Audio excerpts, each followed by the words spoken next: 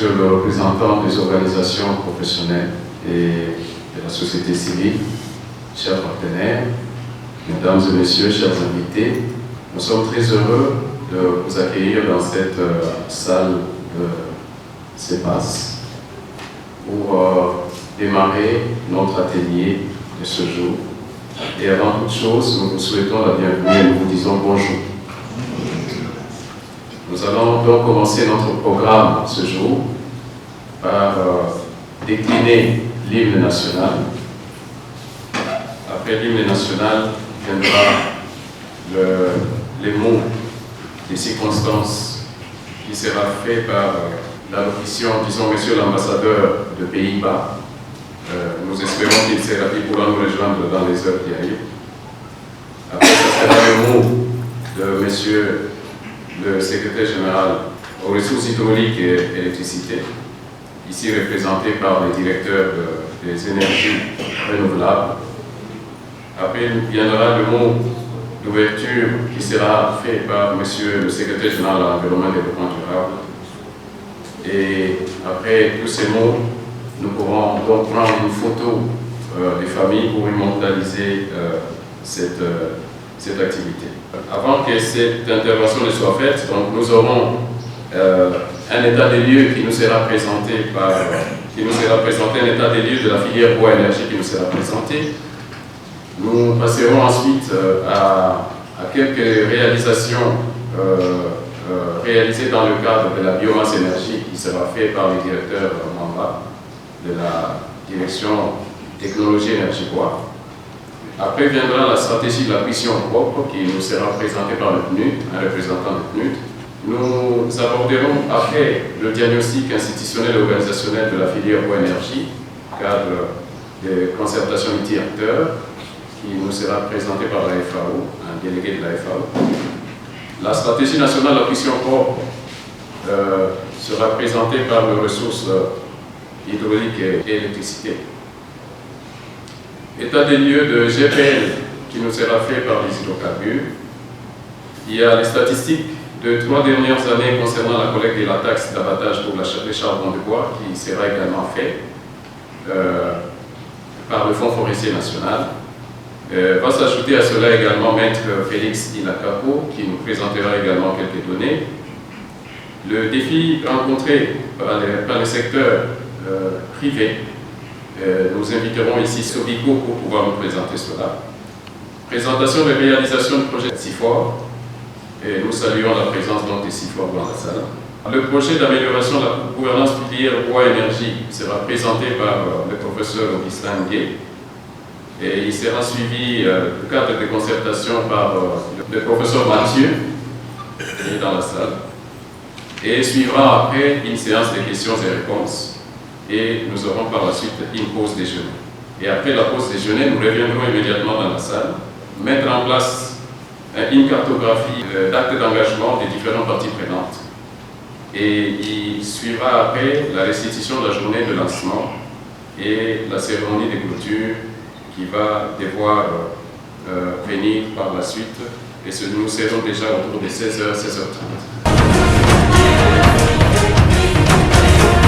Sacré de votre solidarité, fièrement saluer l'emblème d'or de notre souveraineté.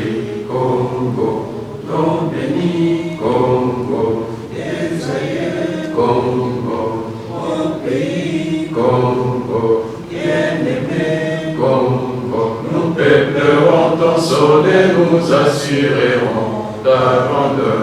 30 juin au doux soleil, 30 juin du 30 juin, jour sacré sois les témoins, jour sacré de l'immortel, serment des libertés, que nous léguons à notre postérité pour toujours.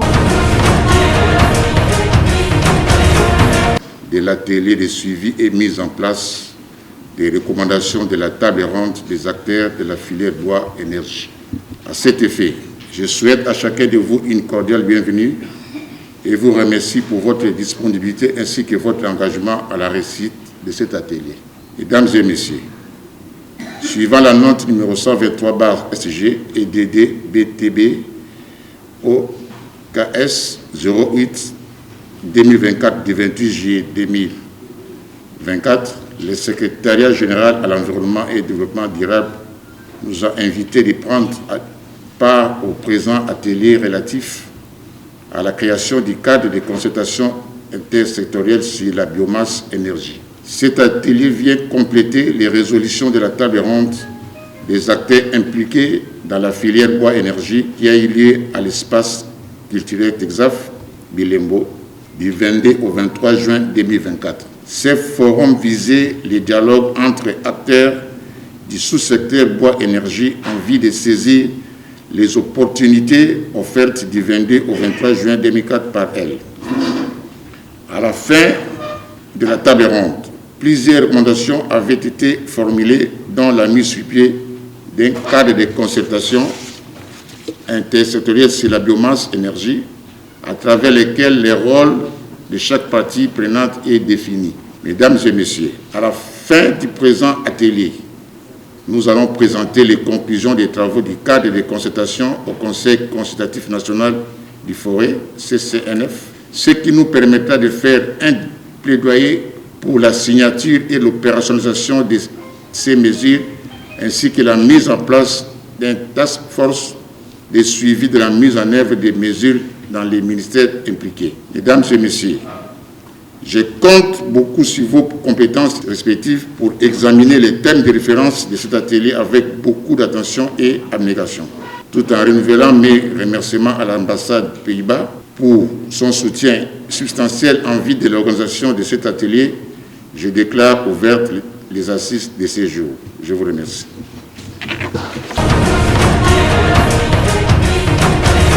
Ces mots de circonstance de Monsieur le secrétaire général aux ressources hydrauliques et électricité, nous allons donc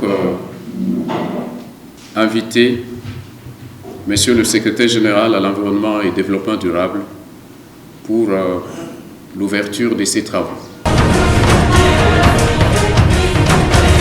Chargé de l'environnement à la présidence de la République, Monsieur le secrétaire général en ressources hydrauliques et électricité ici représenté, Monsieur le secrétaire général à l'agriculture,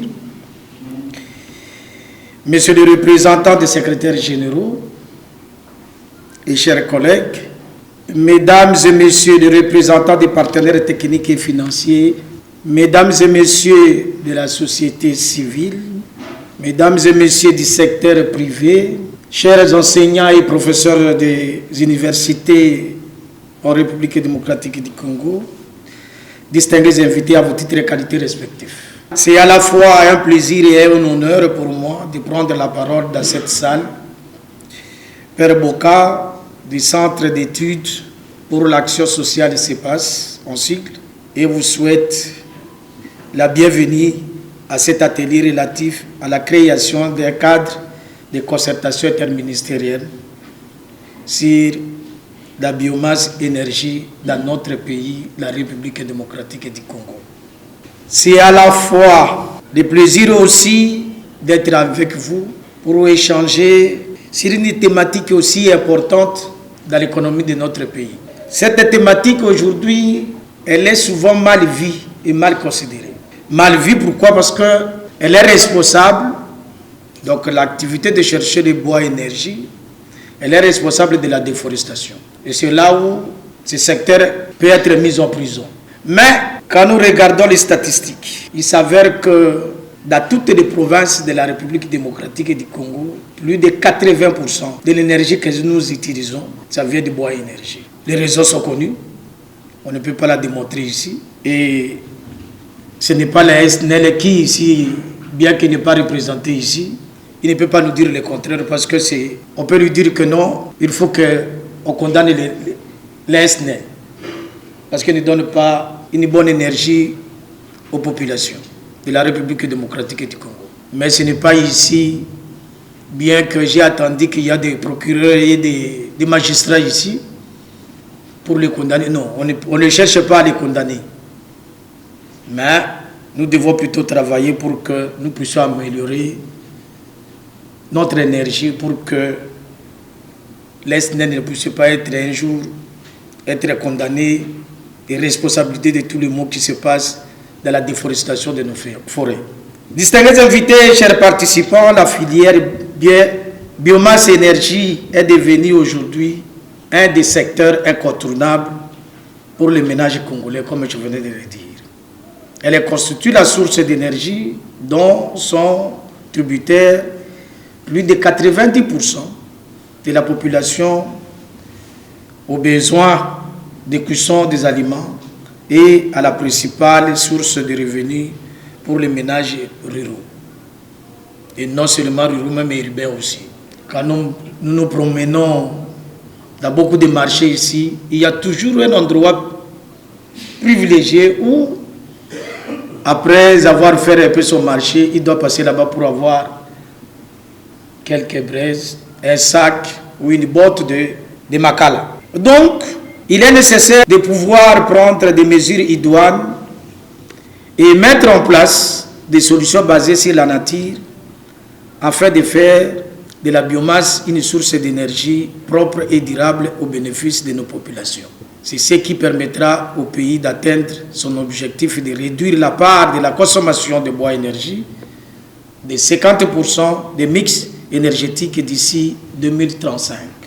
Mesdames et messieurs, distingués invités, chers participants, pour y parvenir, il nous faut une meilleure coordination des acteurs impliqués, une conjugaison des efforts et une synergie des interventions dans ces secteurs. Ainsi, notre ministère de l'Environnement et du Développement durable, en collaboration avec des ministères clés, les partenaires techniques et financiers, la société civile et les secteurs privés impliqués dans la gestion du secteur, compte mettre en place un cadre de concertation interministérielle pour améliorer la gouvernance de la biomasse énergie.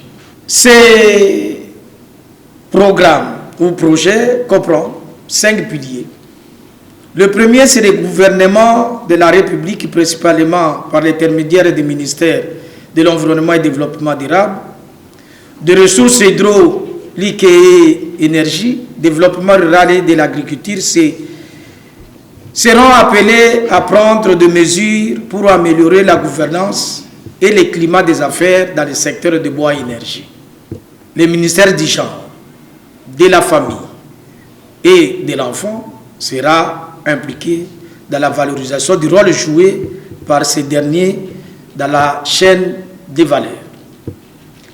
Deuxièmement, les universités et les institutions de recherche seront impliquées sur base de leurs projets de recherche sur le bois et énergie et proposeront des solutions technologiques innovantes les plus viables et durables adaptées au contexte local. Troisièmement, les organisations de la société civile veilleront à ce que les autorités adoptent et mettent en œuvre les mesures appropriées proposées par les cadres de concertation interministérielle. Quatrièmement, le secteur privé, à travers ces différentes institutions, proposera également des solutions technologiques innovantes, efficaces et durables en matière de bois énergie.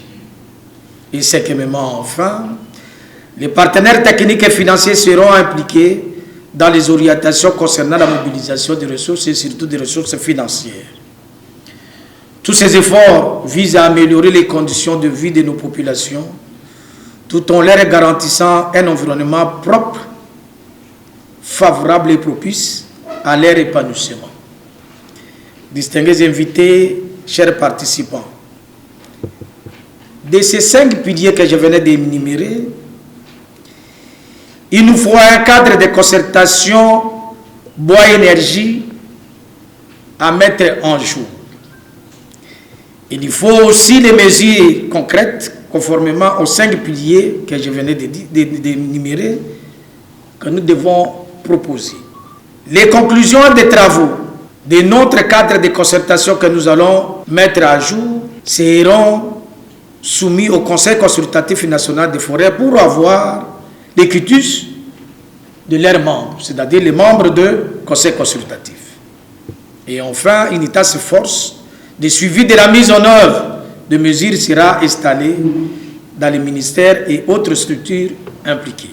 Mesdames et messieurs, distingués invités, je ne puis que terminer mon mot sans renouveler mes remerciements aux autorités de l'ambassade du Royaume et des Pays-Bas pour son appui financier et à la mise en œuvre du cadre de concertation et à tous nos partenaires techniques et financiers, la société civile, les secteurs privés pour vos appuis multiformes.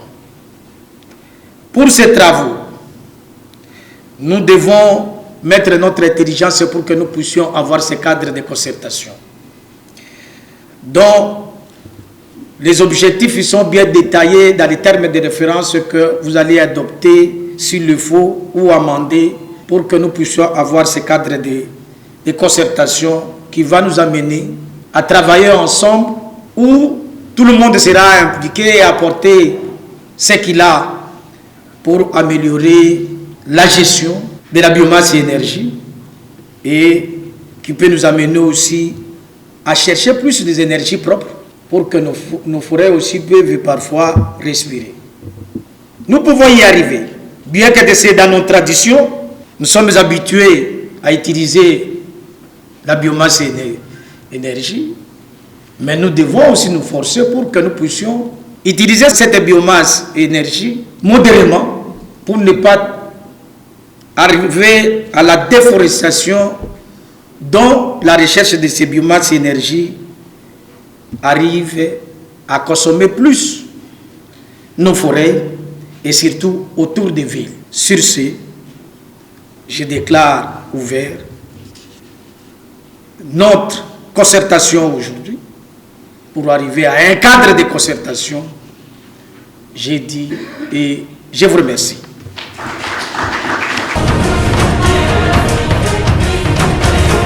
Nous remercions messieurs les secrétaires généraux pour leur mot. Je voudrais inviter le PNUD pour sa thématique sur la puissance propre. Ils vont donc nous faire un commentaire des avancées, des appuis qu'ils sont en train d'apporter dans ce secteur. Vous avez la parole.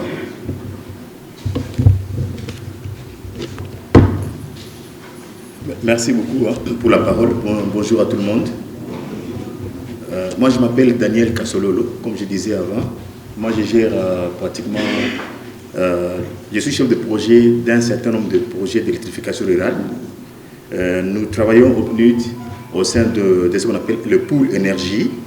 Et le pool énergie est dirigé par un collègue qui est en congé, il s'appelle Quadio. Et c'est les mêmes collègues qui gèrent le programme de consommation durable et substitution de bois énergie financé par CAFI. Donc ça va tout droit, ça concorde directement avec la thématique d'aujourd'hui et c'est un honneur pour nous de pouvoir participer à cet atelier de cadre de concertation intersectorielle sur la biomasse énergie. Les programmes de consommation durable et substitution de bois énergie, c'est un programme qui a soutenu le gouvernement de la RDC à pouvoir élaborer la politique nationale énergie. Et pendant l'élaboration, on s'est fixé des objectifs de réduction de la consommation de bois énergie à 50%. Donc c'est ça déjà les targets que nous nous sommes fixés. Et cette politique était élaborée et pendant la validation, il y a eu des recommandations qui ont été formulées, entre autres, donc élaboration d'une étude environnementale et sociale stratégique qui est en cours d'élaboration. C'est quand on va terminer cette étape qu'on va avoir maintenant un document fini qui sera présenté. Par rapport à cet objectif de réduction de consommation de bois énergie à 50%, c'est là que nous devons maintenant mettre des stratégies pour pouvoir aller vers cet objectif. Et c'est ce qui nous a amené, nous, encore une fois, à approcher le gouvernement pour appuyer l'élaboration de la stratégie nationale de la cuisson propre. Et cette stratégie nationale, normalement, il y avait un atelier de validation de la stratégie nationale. Et puis, pendant l'atelier, c'était organisé au mois de août, il y a eu certaines recommandations qui étaient formulées et qui, pratiquement, étaient orientées sur, je peux dire, des axes importants. Et pour ces deux axes importants, il y a l'axe d'abord qui touche la substitution et l'axe qui touche l'aspect de consommation durable de bois énergie. Par rapport à la substitution, je peux dire les activités en rapport avec la promotion de gaz, de pétrole liquéfié étaient aussi utilisées comme alternative de substitution. Et ça a fait partie aussi de cet axe de substitution. Et aussi, il y a eu les biogaz comme activité de substitution également. Et par rapport à ça, et considérant le potentiel hydroélectrique en RDC et solaire même, l'électricité aussi était considérée aussi comme une solution parce qu'avec l'électrification, on peut utiliser des fours appropriés électriques pour substituer la consommation de bois énergie. Ça, c'était une partie. Et puis, par rapport maintenant à la consommation durable de bois énergie, il y a certaines pistes, à savoir, entre autres, travailler sur les plantations de bois à billes énergétiques. Et là, pratiquement, c'est l'environnement qui maîtrise très bien et nous travaillons déjà avec l'environnement par rapport à ces thématiques. Et également, nous avons travaillé également sur les aspects des foyers améliorés, c'est-à-dire pratiquement diffuser le maximum de foyers améliorés comme équipement qui a une très bonne efficacité énergétique pour essayer un peu de diminuer au maximum la consommation de bois énergie. Et cela nous amène aussi à la carbonisation durable, comme j'ai vu la présentation précédente qui a parlé de différents fours de carbonisation. Déjà, c'est aussi une piste de substitution de bois énergie.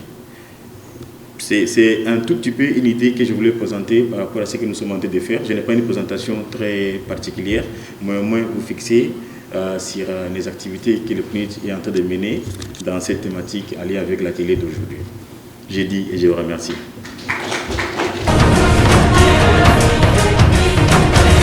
Nous allons donc remercier le PNUD pour l'appui qu'elle apporte et nous invitons pour avancer la FAO, le délégué de la FAO, à venir prendre la parole pour quelques minutes de présentation au sujet du diagnostic institutionnel et organisationnel de la filière bois-énergie et le cadre de concertation multisectorielle, multi-acteurs qui doit être mis en place. Merci. Ok, merci de m'avoir accordé la parole. Nous allons vous présenter la synthèse de l'étude qui a été menée.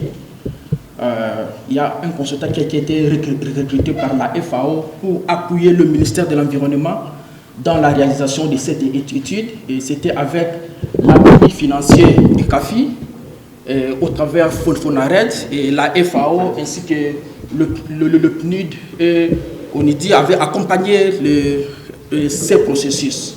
Donc là, nous allons présenter dans quel contexte cette étude a été réalisée, et quelle a été la méthodologie utilisée, les résultats, la conclusion, ainsi que les perspectives, ou les recommandations, ainsi que les perspectives. Comme nous le savons tous, comme problématique, le pays possède une grande superficie forestière. Et là, on précise même qu'il y a 70% du territoire national est occupé par la forêt. Et ces forêts jouent un grand rôle dans le cycle du carbone et ça contribue aussi dans les différentes négociations concernant le climat. Mais il se pose un petit souci que ces forêts sont soumises à des menaces et ces menaces sont liées à l'exploitation non durable, l'agriculture itinérante sur brûlis, la carbonisation et la récolte du bois énergie, bois de chauffe. Donc ce sont là les 5 éléments, il y a beaucoup de causes qui contribuent à ça, mais les 5 là sont les causes phares sur la déforestation. Et ces menaces sont accentuées par la croissance démographique et l'absence de planification efficace d'utilisation de terres. Donc jusqu'à présent, le pays ne dispose pas encore d'un plan national d'aménagement du territoire pour savoir où on va faire quoi, quand et à quel moment on doit le faire. Et encore, le bois énergie, y compris le charbon du bois, est la source d'énergie le moins chère pour la cuisson propre. On vient de nous parler ici, il y a d'autres alternatives, mais pour l'instant, la source la moins chère que tout le monde utilise, c'est le bois de chauffe, et utilisé par près de 90% de la population. Et qu'est-ce qui est comme conséquence à cette pratique? Il y a la possibilité que le pays soit positionné comme un pays à une grande superficie forestière, mais avec un important taux de déforestation. Avec cette allure que nous allons, et il y a la possibilité de perdre d'ici 2030 entre 12 à 13 millions d'hectares de forêt. Et il y a aussi l'impact direct sur les ressources forestières. Donc, il est donc important de s'interroger sur les moyens pour assurer un approvisionnement durable de bois énergie. Et il y a déjà quelques actions qui sont menées.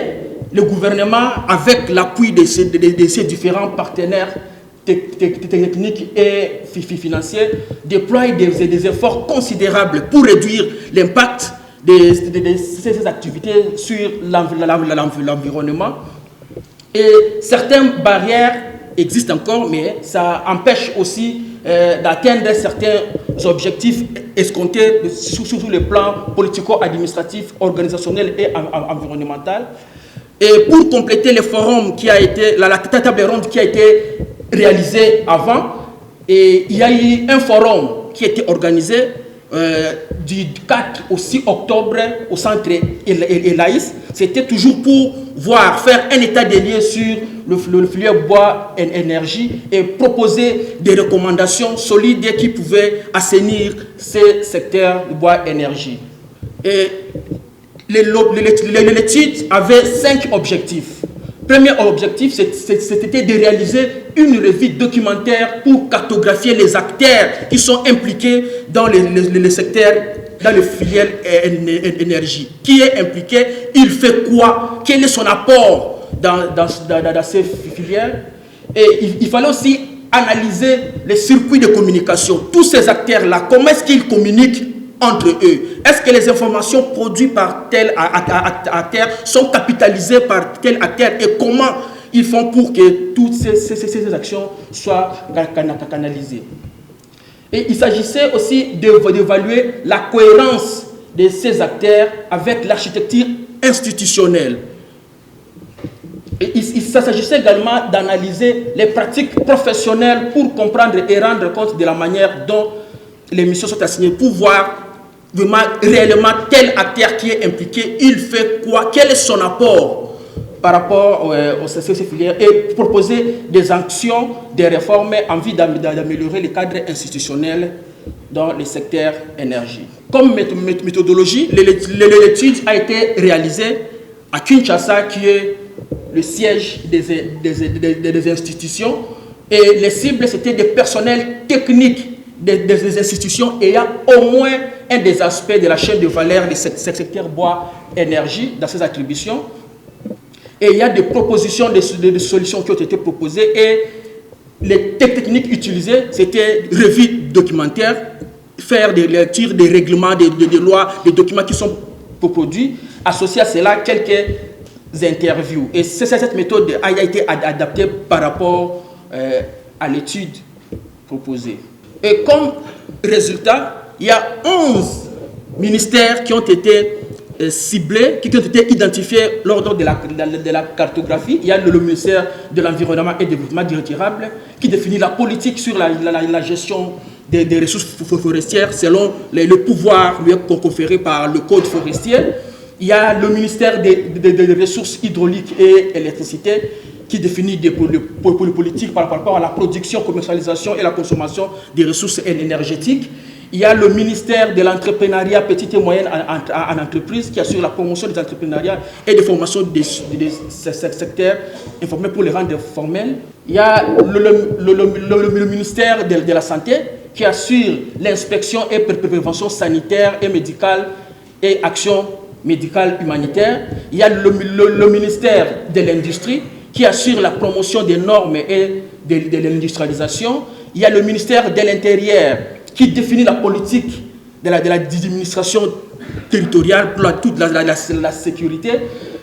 Ainsi, il y a le ministère de l'Agriculture qui assure la promotion de l'agriculture et collecte des statistiques.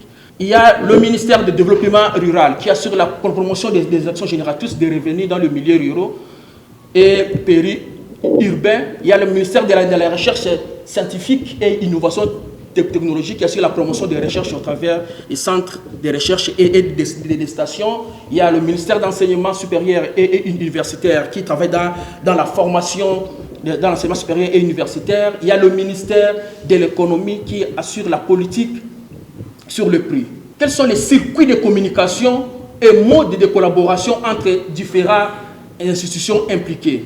Donc la communication se fait entre les secrétaires généraux ou les ministres. Donc les différents services, quand ils travaillent, ils canalisent leurs informations à leur hiérarchie, qui est le secrétaire général. Et le secrétaire général peut communiquer avec son homologue secrétaire général ou ça monte au niveau du ministre et le ministre partage l'information entre eux. Et il a été constaté qu'il n'y a pas un cadre formel qui peut communiquer, qui peut rassembler tout le monde, tous les intervenants dans les secteurs pour discuter et apporter des solutions par rapport à ces filières. J'avais dit ça au départ, l'étude avait comme mission de diagnostiquer les cadres institutionnels et organisationnels de ces secteurs.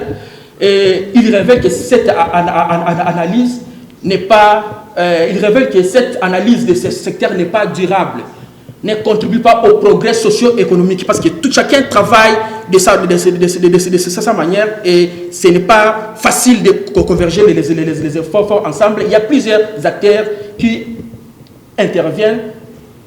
Et bien que certains acteurs, leur mission ne parle pas explicitement du bois et de l'énergie, mais ils sont quand même utilisés. Et il y a des conflits, des perceptions, des compréhensions de certaines thématiques sur le terrain entre les acteurs.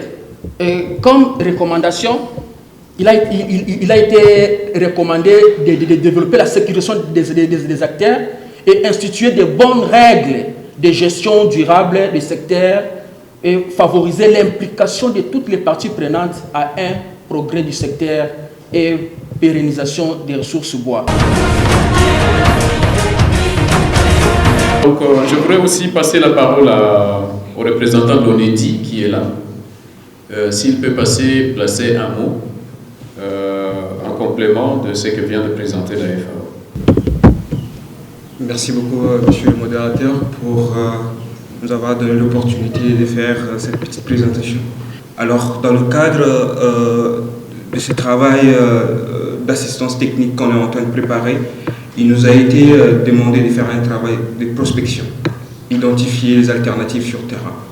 Et donc, on a eu à faire une émission sur terrain avec mon collègue Quentin dans le Congo central, le Congo, le Kwilu, le Maïndombe, pour identifier les existants d'alternatives. Et là, à ce niveau, on a trouvé le bambou, qui va constituer une alternative sérieuse au bois énergie classique qui est issu essentiellement de la déforestation ou bien des essences qui ne sont pas régénérescence rapide. Et donc, pourquoi le bambou? Le bambou, pour nous, c'est une essence à régénérescence rapide par excellence pour inverser la courbe de la déforestation. Et avec tout ce que nous voyons dans ces zones déforestées, surtout dans le Congo, on a eu à parcourir des espaces savanicoles qui ont complètement été rasés, dans le Kwilu également, dans Bulungu, territoire des Bulungu, à Massimanimba, dans d'autres territoires comme Bagata également, où toutes les essences sont en train de partir en fumée. Il était impérieux pour nous de réfléchir sur cette alternative. Alors très rapidement, je vais vous donner les avantages comparatifs du bambou. Le bambou, c'est 4 ans à 5 ans pour arriver à maturité, contrairement à l'eucalyptus ou bien à l'acacia. Une tige de bambou peut être récoltée sur 5 ou sur 3, car elle repousse annuellement. Le bambou a une potentialité de repousser annuellement. Et donc, avec le bambou, il y a aussi la possibilité d'avoir une biomasse, 4 tonnes de biomasse par année et par hectare, dans une forêt naturelle de bambou. Et lorsque c'est en plantation, il y a possibilité d'avoir 15 à 40 tonnes de biomasse par an, dans une plantation qui est bien entendu bien gérée. Et donc, à ce niveau, il y a nécessité de travailler sur la question du développement des plantations de bambou au niveau national et dans les territoires ou bien les provinces dont je viens de citer. Et aussi, en termes de rendement de bambou, le bambou a un rendement plus important que d'autres essences qui ne sont pas régénérescence rapide, mais qui peut être exploité pleinement. Contrairement à l'eucalyptus ou à d'autres essences, il faut 10 ans pour arriver à maturité. L'eucalyptus, il faut 10 ans pour le récolter à maturité et qu'il puisse être exploité. Le bambou, par contre, on a besoin tout simplement d'une année. Et donc, en ce qui concerne le rendement, contrairement à l'eucalyptus, le rendement du bambou est de 20 tonnes par hectare, comme je viens de le souligner. Et ce chiffre est le plus bas d'ailleurs, parce que comme je viens de le souligner, lorsqu'il est géré en plantation, le chiffre peut être un peu plus élevé. Donc, tout à l'heure, je le disais, le rendement pour l'eucalyptus, c'est 10 ans après la plantation. L'eucalyptus, 80 tonnes annuellement. Pour le bambou, c'est 100 tonnes. Le rendement sur 20 ans pour le bambou, pour l'eucalyptus, c'est 100 tonnes. Pour le bambou, c'est 300 tonnes. Donc, la différence entre le bambou et l'eucalyptus se fait savoir déjà au niveau de ces quelques chiffres fournis.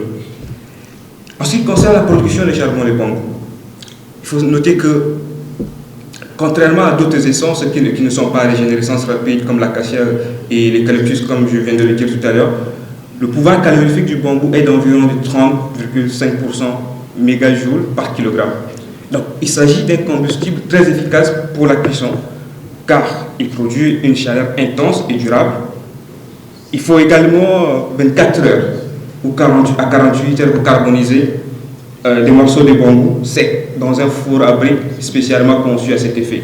La question des fours, sûrement qu'on aura peut-être à discuter lors d'une autre occasion, mais on a eu quand même à échanger avec la direction de technologie bois énergie qui travaille sur des maquettes de fours très intéressantes sur lesquelles on va essayer aussi d'avoir des collaborations avec eux pour l'étendre dans le cadre de cette assistance technique que l'ONG apporte. Et en ce qui concerne le taux de carbonisation avec le bambou, il se situe entre 20 et 30% selon les variétés de bambou. Et contrairement au charbon de bois classique, le charbon de bambou n'émet pas de fumée, comme je viens de le souligner, lors de la combustion, et limite donc les maladies pulmonaires. Et donc, par cet effet, le charbon de bambou a un impact positif sur le social, sur la santé de la ménagère, sur aussi l'économie au niveau des territoires ou des communautés qui ont comme l'exploitation du charbon comme activité principale. Je voudrais inviter Monsieur le secrétaire général aux ressources hydrauliques et électricité ou son délégué à venir prendre la parole rapidement pour sa présentation. Bouini, chef de division en charge de la biomasse au secrétariat général société hydraulique et électricité. Nous disons merci pour cette thématique. Également merci au coordonnateur de PNUD qui a brossé par rapport à la politique depuis son propre en RDC. Je sais que cela a été bien diagnostiqué dans de différents ateliers que les ménages congolais, que ce soit des milieux ruraux et milieux urbains, c'est en 95% la population fait recours à cela. Moi, je pense que la grande question serait de savoir, mais pourquoi la population congolaise fait recours à cette source d'énergie. Ça préoccupe tout le monde. C'est une question essentiellement qui devait intéresser tout le monde. Alors, nous devons quitter, et là je interviens étant institution, je pense que le secrétaire général de l'environnement en a bien parlé, que la biomasse, c'est une ressource traditionnelle, donc ça date. Alors la RDC qui a ratifié aux EDD, 7e, qui concerne le ministère de l'Énergie, ou quand vous lisez la constitution de la RDC à son article 48, qui stipule que tout Congolais a droit à l'électricité. Et cela relève de nos attributions. Alors, nous nous sommes dit, pour la cuisson propre, parmi tant de stratégies, la meilleure solution serait de basculer aux énergies renouvelables, essentiellement hydroélectricité. Si nous pouvions donner de l'électricité de bonne qualité à la population, je pense que la pression sur la forêt, bien que ça ne sera pas complètement terminé, mais les ménages auront en quoi à faire cuire leurs besoins. Inviter le responsable du Fonds forestier national à passer pour prendre 5 minutes également pour présenter quelques statistiques de reboisement et bois énergie. De nos recettes ou de toutes nos taxations sur la taxe d'abattage sur les charbons de bois. En fait, comme vous le savez, le Fonds forestier national pour sa mission est doté de ressources, certaines ressources financières, une bonne demi-dizaine, mais essentiellement des taxes. Nous avons la taxe de reboisement, nous avons la taxe de déboisement, mais nous avons aussi la taxe d'abattage. C'est de cela qu'il s'agit en ce moment. La taxe d'abattage a été rétrocédée en province. Nous la captons en province. Mais elle est une taxe qui est appliquée sur 3 variantes. La plus facile que vous connaissez, c'est sur le bois d'œuvre. Le code forestier définit cet abattage comme une taxe qui est appliquée sur toute coupe qui se fait en dehors de concessions forestières. Là, c'est facile à calculer. Et sur cette taxe, disons, dont les modalités vraiment sont dictées par les différentes provinces, c'est-à-dire chaque province a ses modalités. Nous avons juste la moitié du produit de la taxe. C'est pourquoi nous intervenons en tant que constatateurs et liquidateurs. L'autre, c'est la deuxième variante, c'est la taxe sur le bois de chauffe. Mais la troisième, c'est de cela que nous parlons, c'est la taxe sur le bois de carbonisation. Alors, les Makala, nos assujettis sont informels. Ils travaillent dans l'informel. La pratique, c'est qu'il faut les traquer. Il faut les chercher où ils sont. Est-ce qu'il faut capter la taxe à la production? Est-ce qu'il faut la capter au centre de commercialisation? Est-ce qu'il faut la capter à l'étape de la consommation? On se pose cette question. Selon les provinces, il y a des pratiques, mais nous savons qu'au moins, nous avons certaines recettes qui proviennent de cette taxe. Moi, je suis chargé de recouvrement.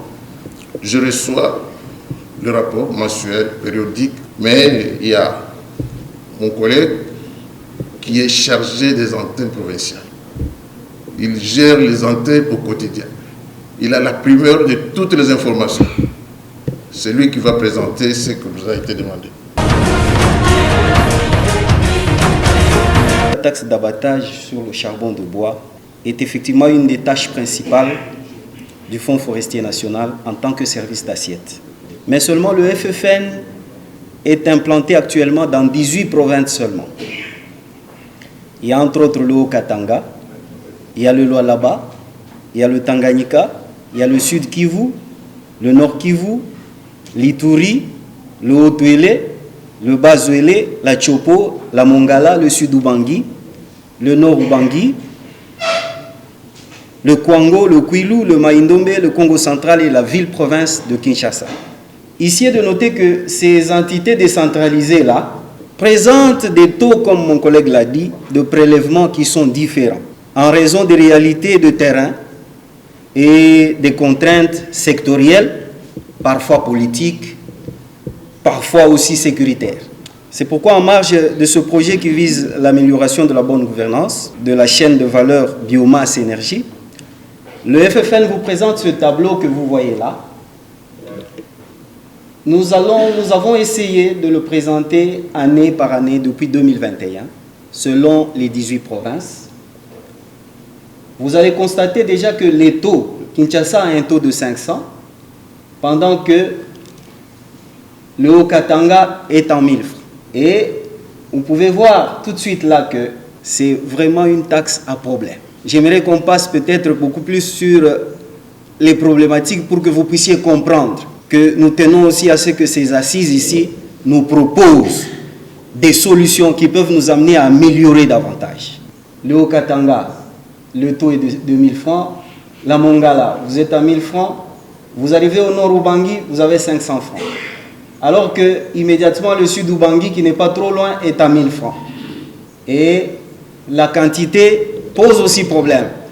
Vous n'avez qu'à faire cet exercice, peut-être que beaucoup n'y ont pas pensé. Quand vous prenez un sac de braise qui vous vient de Bandundu et un sac de braise qui vous vient du Congo central, il y a déjà une différence. Ça pose problème. C'est des petites problématiques comme ça dans notre population qui font que même dans la fixation des taux, il y a des problèmes avec les différents assujettis. En tout cas, ça, nous le vivons au quotidien. Donc, on ne peut pas, face à cette situation, uniformiser le taux. Ça devient compliqué. Souvent, avec des discussions que nous avons de temps en temps avec les gouvernements provinciaux, je vous assure qu'il y a à boire et à manger. Voilà. À la vue de ces statistiques, on peut affirmer que les difficultés rencontrées pour la collecte de cette taxe sont vraiment énormes. Et on peut monter. Alors, sur les quelques problématiques que nous avons essayé de collectionner, je vous assure qu'il y en a beaucoup. Nous avons essayé de les condenser. Nous avons d'abord des difficultés d'élaborer un répertoire des assujettis. C'est simplement parce que c'est vraiment, ils travaillent en informel. Et c'est des gens qui on résiste. Nos agents font face parfois à des situations compliquées, où il faut négocier, il faut les suivre parfois dans des milieux qui ne présentent pas toutes les sécurités possibles. Il y a la différence des modalités de perception, je l'ai dit. Il y a le coulage systématique des recettes. Impossible. On ne peut prélever que là où on est. Au même moment où vous pouvez vous trouver au nord de Kinshasa, à l'est de Kinshasa, il y a des cargaisons de bois qui entrent. Quand on vous signale et que vous n'êtes pas là au temps voulu, les recettes s'envolent. Nous avons un problème, mais ça c'est endogène à la boîte, mais il faudrait quand même en parler. Nous avons des taxateurs qui, pour la plupart, sont des non-contractuels. Là, je parle sous le contrôle du secrétaire général, qui était administrateur chez nous. Je n'aimerais pas m'étendre là-dessus. C'est un problème en voie d'être résolu, mais un sérieux problème. La plupart de nos agents qui sont sur terrain sont encore des non-contractuels. Donc, vous comprenez que c'est encore une problématique très grave. C'est des gens qui vous ramassent et qui vous collectent les recettes. Allez vous imaginer le problème auquel parfois on est confronté. Il y a le trafic d'influence. Et ça, c'est un problème très sérieux, trop sérieux, et auquel je suis confronté au jour le jour en tant que directeur des antennes. Je suis parfois appelé, pour ne prendre que la direction de Kinshasa ici, ou l'antenne de Kinshasa, pour des problèmes où vous voyez un homme en uniforme bien gradé qui vous arrêtez, les agents arrêtent un véhicule pour faire le travail, il vient faire du trafic d'influence, bon, vous comprenez ce qui se passe, donc on doit faire avec. Il y a la suppression de certaines barrières constituant des postes de contrôle. Vous êtes sans ignorer que, je vous parlais ici des problèmes de sécurité, vous êtes sans ignorer que, prenons l'exemple du Nord Kivu, il y a des endroits où on pouvait capter beaucoup plus, mais aujourd'hui, où il y avait des barrières qui ont été supprimées pour telle ou telle autre raison. Donc c'est aussi une problématique à prendre en compte. Une stratégie nationale des prisons, mais moi je peux ajouter, on aura aussi une stratégie nationale d'approvisionnement durable, comme j'ai vu avec nos amis sénégalais. Et partant de cela, nous avons retenu combien d'axes? Nous avons retenu 5 axes. Il y a l'axe l'environnement favorable, il y a la gestion durable des ressources forestières, il y a l'axe efficacité énergétique de la carbonisation des foyers de cuisson, il y a l'axe de développement des sources d'énergie de cuisson, il y a aussi l'axe des chaînes de valeur durables. J'aimerais préciser que nous tous, que ce soit les ministres de l'environnement, de l'énergie, des hydrocarbures, nous tous nous travaillons pour l'État et pour le bien-être des Congolais. Lorsque nous lisons la politique, je pense la politique énergétique ou bien la politique des cuissons propres, vous allez voir qu'on a disposé autrement ces différents axes. Mais nous aurons des travaux d'harmonisation parce que tout ce que nous faisons doivent converger en tenant compte des différentes parties prenantes. Donc à mon niveau, bien sûr, le cours final ne peut pas contredire parce qu'il fait partie des personnes qui ont fait cette réflexion-là. Donc nous avons les différents axes que nous avons retenus. Pour chaque axe, vous verrez, il y a des actions. Qu'est-ce que nous devons faire, par exemple, pour améliorer l'environnement favorable? Là, on voit l'environnement sur les plans institutionnels, juridiques, organisationnels et tout. Quelles sont les actions que nous devons mener dans les concrets? Nous avons proposé encore, mais nous aurons des travaux spécifiques en groupe pour les améliorer davantage. Nous avons proposé mettre en place un cadre de concertation. C'est ce que nous devons d'abord commencer, parce que si nous n'avons pas un cadre de concertation, nous n'arriverons pas à travailler. Chacun va continuer à évoluer de sa manière et ça ne sera pas une bonne chose. Donc par rapport à l'environnement favorable, il y a combien d'actions que vous avez dit là-bas? Nous avons proposé 5 actions. C'est en conformité avec la politique énergétique aussi. C'est en conformité avec la politique énergétique. À part ça, nous avons la gestion durable des ressources forestières. Là, on voit l'aspect offre, l'aspect approvisionnement en fait.